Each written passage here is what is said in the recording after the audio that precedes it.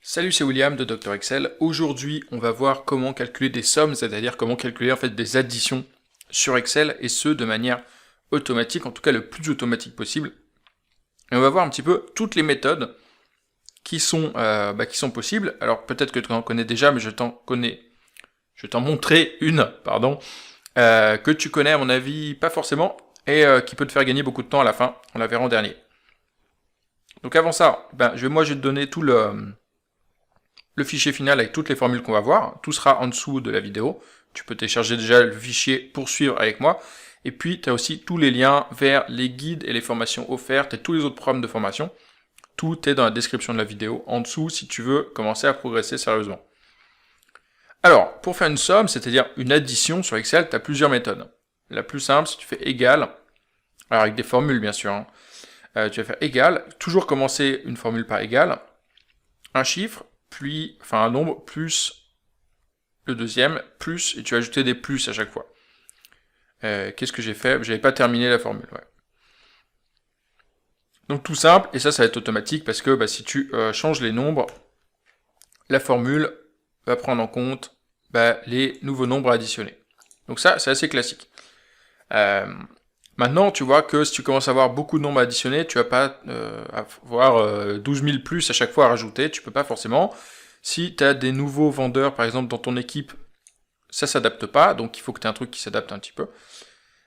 Donc pour ça, tu vas utiliser la fonction somme. Donc tu vas égal somme de la plage que tu veux. Donc si je veux tout le chiffre d'affaires de toute mon équipe de vente, je vais faire somme de toute cette plage, et ça va me prendre tous les nombres qui sont ici, et ça va me les additionner un par un. Alors on pourrait vérifier, on pourrait vérifier à la main, on va quand même faire confiance à la fonction somme, sinon on peut plus faire confiance à grand chose. Voilà, donc somme de la plage, et l'avantage c'est que si tu as un nouveau vendeur, tu étires la formule pour prendre en compte les nouvelles lignes. Donc ça c'est la deuxième méthode. Troisième méthode de somme, je vais mettre somme auto. Alors, c'est un truc que tu vois dans ton Excel. Si je sélectionne toute cette plage ici, si je vais dans la barre qui est en bas de mon programme Excel, ici tu vas voir différents calculs automatiques que tu peux paramétrer. Alors moi j'ai la moyenne, le nombre de cellules, et puis la somme. Donc si tu fais clic droit sur cette barre en bas, je sais jamais comment on appelle cette barre, tu vois, mais on va dire la barre du bas, tu fais clic droit, et tu as la barre d'état, voilà, elle s'appelle la barre d'état. Tu peux mettre pas mal de choses que tu peux paramétrer. Voilà, tu peux choisir d'afficher la moyenne, le nombre, le minimum, le maximum, la somme, etc. C'est un peu à toi de choisir ce que tu veux afficher comme calcul automatique. Donc ça, l'intérêt, c'est que tu n'as même pas besoin de formule, ça te permet de vérifier rapidement.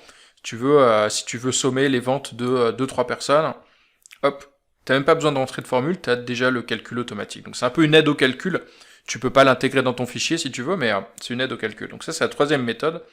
Ça, c'est intéressant. Et la quatrième, c'est somme. Je sais pas comment. C'est une formule automatique en fait. C'est formule auto. Tu peux choisir d'entrer une formule de somme automatiquement, et ça va te prendre automatiquement les bonnes bornes. Tu vois, donc si je me mets ici et je fais le raccourci clavier Alt, c'est quoi déjà? C'est Alt égal. Il va me dire, ok, enfin Excel va regarder ce qu'il y a au-dessus, et il va voir où commence et où s'arrêtent les nombres. Il va dire, ok, ici j'ai toute une colonne de chiffres, ça s'arrête ici parce que là c'est du texte, donc je prends toute cette zone et ça me fait une somme automatique.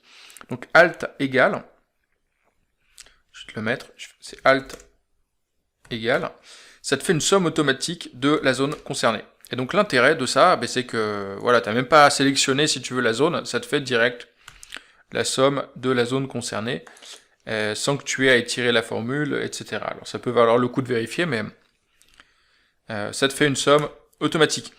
Voilà, donc ça peut, typiquement, ça c'est très intéressant parce que ça peut te faire gagner beaucoup de temps. Quand tu vas rentrer tes formules, en fait, tu vas pouvoir concevoir tes fichiers beaucoup plus rapidement, parce qu'en fait, tu vas pas perdre de temps à faire des fonctions somme et puis à tirer les zones et compagnie, tu vois.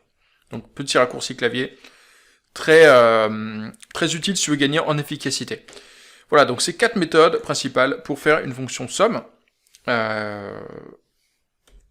que tu peux télécharger juste en dessous. Je t'ai mis le fichier auquel tu peux accéder pour la récap et puis voir si tu as bien compris et essayer des nouveaux cas.